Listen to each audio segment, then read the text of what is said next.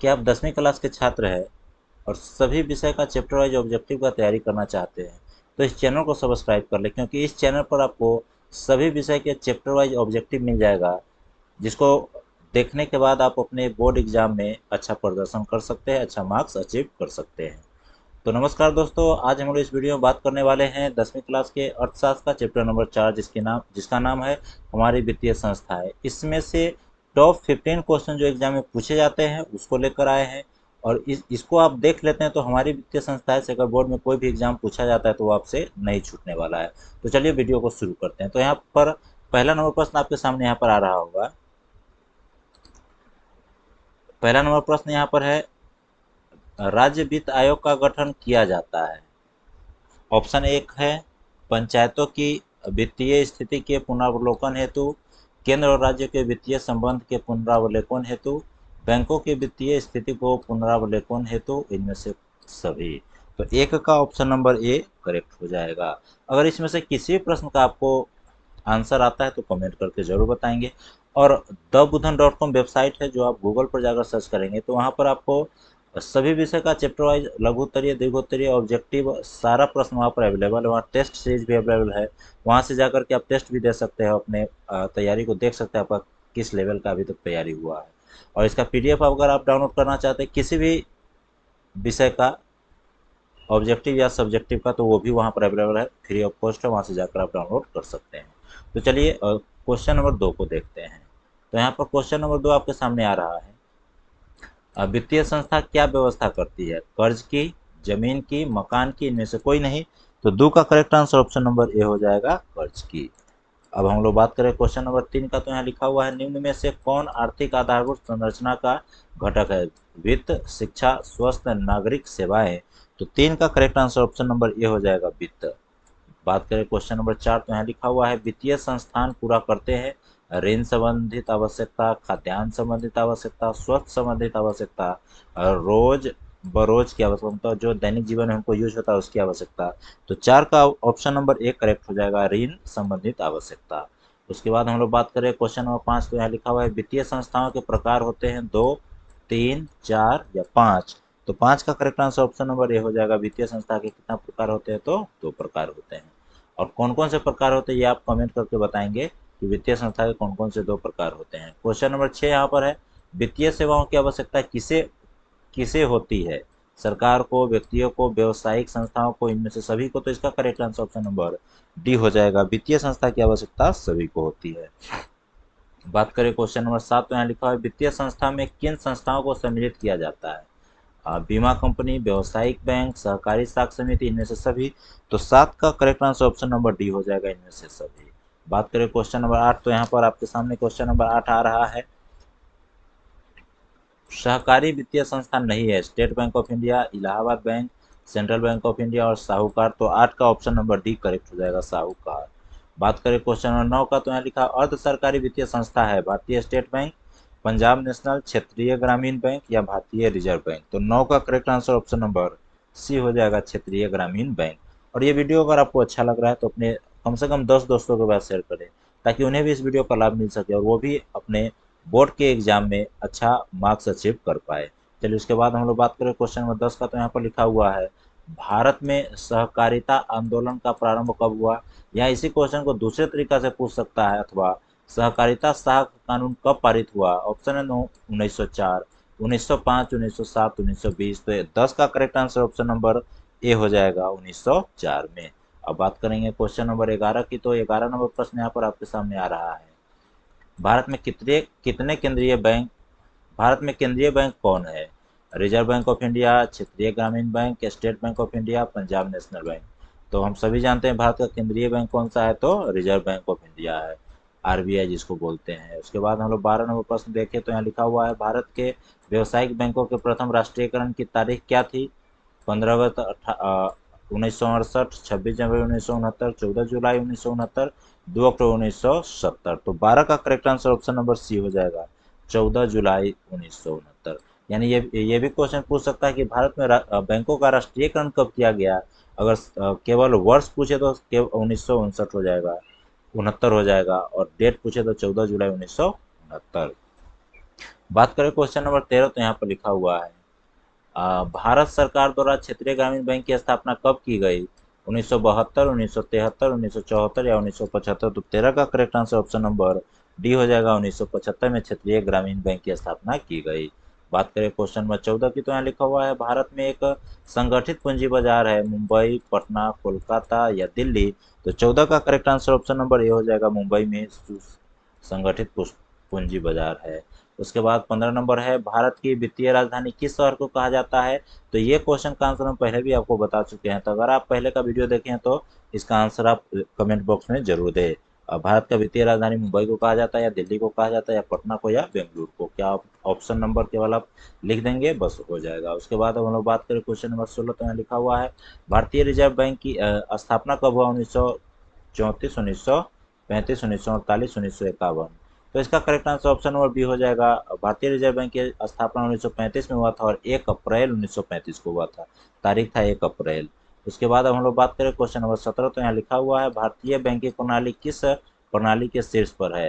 Reserve bank of India, क्षेत्रीय ग्रामीण bank, सहकारी बैंक, या व्यवसायिक बैंक? तो इसका correct answer option number A हो जाएगा। बात करें क्वेश्चन नंबर 18, तो लिखा हुआ है देश में भी कार्यरत क्षेत्रीय ग्रामीण बैंक की संख्या कितना है? 190, 192, 199 या 196? तो देश में अभी ग्रामीण बैंक की संख्या 196 है। उसके बाद अब हम लोग बात करेंगे क्वेश्चन नंबर 19 की, तो यहाँ पर लिखा हुआ है देश की संगठित बैंकिंग प्रणाली के प्रकार 1 है, 2 है, 4 है, या 3 है? तो 19 का correct answer option number D हो जाएगा, 3 है। अब बात करेंगे क्वेश्चन नंबर 20 का, तो यहाँ लिखा हुआ है राज्य स्तरीय गैर संस्थागत वित्तीय संस्था, सहकारी बैंक, व्यवसायिक बैंक, भूमि विकास बैंक, व्यापारी? तो 20 का correct answer option number D हो जाएगा, व्यापारी। उसके बाद हम लोग बात करें क्वेश्चन नंबर 21, तो यहाँ पर लिखा हुआ है राज्य में कार्यरत केंद्रीय सहकारी बैंकों की संख्या कितनी है? 50 है, 75 है, 35 है, या 25 है? तो 21 का correct answer option number C 21 का correct answer option number D हो जाएगा, 25। अब बात करें क्वेश्चन नंबर 22 का, तो यहाँ लिखा हुआ है बिहार में सहकारी बैंक द्वारा उपलब्ध सहकारी शाख व्यवस्था है त्रिस्तरीय, पंचस्तरीय, द्विस्तरीय, षष्ठ स्तरीय? तो 22 का correct answer option number A हो जाएगा, त्रिस्तरीय।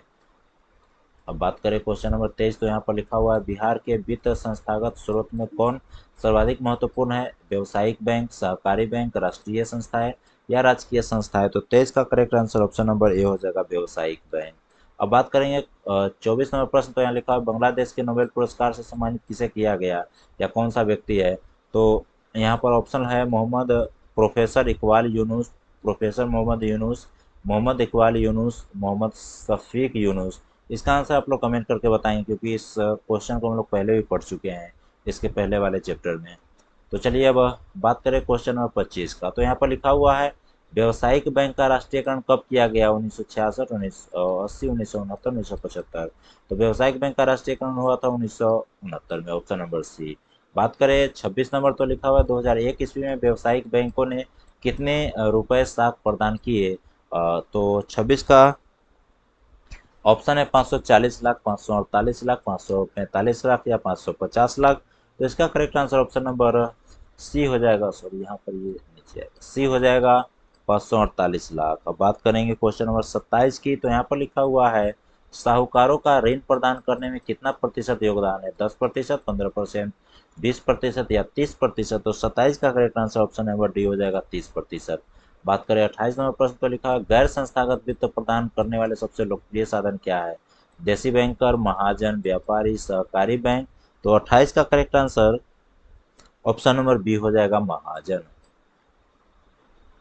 उसके बाद अब हम लोग बात करेंगे क्वेश्चन नंबर 29, तो लिखा है मुद्रा की आवश्यकताओं को पूरा करने में जरूरत होती है साख अथवा ऋण की, कागजों की, संसाधन की, किताबों की? तो 29 का correct answer option number A हो जाएगा, साख अथवा ऋण की। बात करें 30 नंबर प्रश्न, तो यहाँ पर लिखा है इनमें से कौन संस्थागत वित्तीय संस्था है? महाजन है, सहकारी बैंक है, व्यापारी है, सेठ साहू है? तो संस्थागत पूछ रहा है, तो यहाँ पर ऑप्शन नंबर बी हो जाएगा, सहकारी बैंक। उसके बाद हम लोग बात करें 31 नंबर प्रश्न, तो यहाँ पर लिखा हुआ है इनमें से कौन सा संस्थागत वित्त का साधन है? सेठ साहूकार, रिश्तेदार, व्यवसायिक बैंक? इनमें से कोई नहीं, तो संस्थागत पूछ रहा है, तो 31 का correct answer option number C हो जाएगा, व्यवसायिक बैंक, ऑप्शन नंबर सी। उसके बाद बात करें 32 नंबर प्रश्न पर, लिखा हुआ है निम्नलिखित में से कौन सा संस्थागत भारत में मुद्रा जारी करने के लिए अधिकृत है? Reserve bank of India, state bank of India, राष्ट्रपति या संसद। तो भारत में मुद्रा जारी करने का काम option number a reserve bank of India का है। बात करेंगे 33 नंबर प्रश्न, तो यहाँ पर लिखा हुआ है नाबार्ड का स्थापना कब हुआ था। 33 नंबर प्रश्न है। ऑप्शन दिया गया है यहाँ पर 1980, 1981, 1982, 1983। तो 33 का correct answer option number C हो जाएगा 1982 को। लेकिन 12 जुलाई, डेट भी याद रखेंगे, 12 जुलाई 1982 को हुआ था। और नबार्ड का जब चर्चा हुआ है तो नबार्ड का फुल फॉर्म अगर आप लोगों को पता है तो कमेंट करके बताएं। वैसे हम इसका आंसर बता दे रहे हैं। नबार्ड का फुल फॉर्म होता है national bank for agriculture and rural development. तो इसको कॉपी में नोट कर लेंगे और अच्छे से याद कर लेंगे नबार्ड का फुल फॉर्म क्या होता है। चलिए इसके बाद अगर हम बात करें क्वेश्चन नंबर 34, तो यहाँ पर लिखा हुआ है 1984 ईस्वी तक देश में कितने क्षेत्रीय ग्रामीण बैंक की स्थापना हो चुके थे। तो 34 में ऑप्शन यहाँ पर लिखा हुआ है 132, 142, 143, 144, 145। तो 34 का correct answer option number A हो जाएगा 142। अब बात करें क्वेश्चन नंबर 35 का, तो यहाँ लिखा हुआ है प्राथमिक कृषि साख समिति कृषकों को कौन सा ऋण प्रदान करती है। दीर्घकालीन, अल्पकालीन, ए और बी दोनों, इनमें से कोई नहीं। तो 35 का correct answer option number B हो जाएगा अल्पकालीन ऋण। उसके बाद अब लोग बात करेंगे क्वेश्चन नंबर 36 पर लिखा हुआ है स्वयं सहायता समूह में लगभग कितने सदस्य होते हैं। 15 से 20, 20 से 25, 25 से 30, 30 से 35। तो 36 का correct answer option number A हो जाएगा 15 से 20। अब बात करें 37 नंबर प्रश्न, तो लिखा हुआ है कम से कम कितने व्यक्ति मिलकर सहकारी समिति का गठन कर सकते हैं। 10 है, 12 है, 14 है, 15 है। तो 37 का correct answer option number A हो जाएगा कम से कम 10 लोग मिलकर के सहकारी समिति का गठन कर सकते हैं। बात करें क्वेश्चन नंबर 38, में यहाँ लिखा है भूमि विकास बैंक का नाम पहले क्या था। बंधक बैंक था, सहकारी बैंक था, सहकारी सहकारी समिति था, इनमें से कोई नहीं। तो इसका correct answer option number A हो जाएगा भूमि बंधक बैंक था, जिसका नाम बदल करके भूमि विकास बैंक रख दिया गया। उसके बाद हम लोग बात करें 39 में प्रश्न, तो लिखा हुआ आज भी ऋण प्राप्त करने के लिए सबसे लोकप्रिय स्रोत क्या है। महाजन, रिश्तेदार एवं बैंक, रिश्तेदार एवं अन्य बैंक, इनमें से कोई नहीं।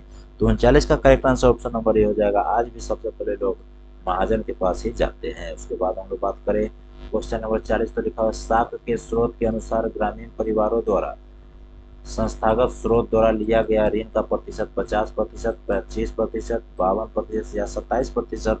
तो 40 का correct answer option number C हो जाएगा 52%। अब बात करेंगे 41 नंबर प्रश्न पर लिखा हुआ है 10वीं पंचवर्षीय योजना के अनुसार बिहार में प्राथमिक सहकारी कृषि साख समिति की संख्या 6840, 6841, 6844, 6842। तो इसका correct answer option number D हो जाएगा 6842। अब बात करें 42 नंबर प्रश्न की, तो यहाँ पर लिखा हुआ दीर्घकालीन ऋण प्रदान करने वाली संस्था कौन सा है। कृषक महाजन, भूमि विकास बैंक, प्राथमिक कृषि साख समिति, कोई नहीं। तो 42 का correct answer option number B हो जाएगा भूमि विकास बैंक, जो दीर्घकालीन ऋण प्रदान करती है। उसके बाद हम लोग बात करेंगे 43 नंबर प्रश्न, तो यहाँ पर लिखा हुआ है सहकारिता प्रांतीय सरकार का हस्तांतरित विषय कब बनी। 1929 में, 1919 में, 1918 या 1914। तो 43 का correct answer option number B हो जाएगा 1919 ईस्वी में। अब बात करेंगे 44 नंबर प्रश्न, यहाँ लिखा हुआ है कृषि तथा ग्रामीण विकास के लिए पुनर्वित्त करने वाली शीर्ष संस्थान कौन है। भूमि विकास बैंक, नाबार्ड, क्षेत्रीय ग्रामीण बैंक या व्यवसायिक बैंक। तो इसका correct answer option number B हो जाएगा नाबार्ड।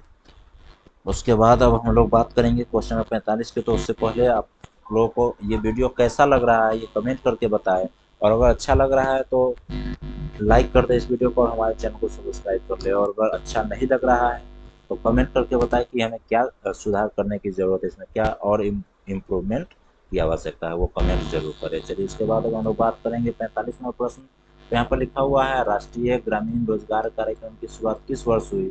1975, 1980, 1985, 1995। तो 45 का correct answer option number D हो जाएगा 1995। बात करें 46 नंबर प्रश्न पर लिखा हुआ है शेयर बाजार की नियतांक संस्था है।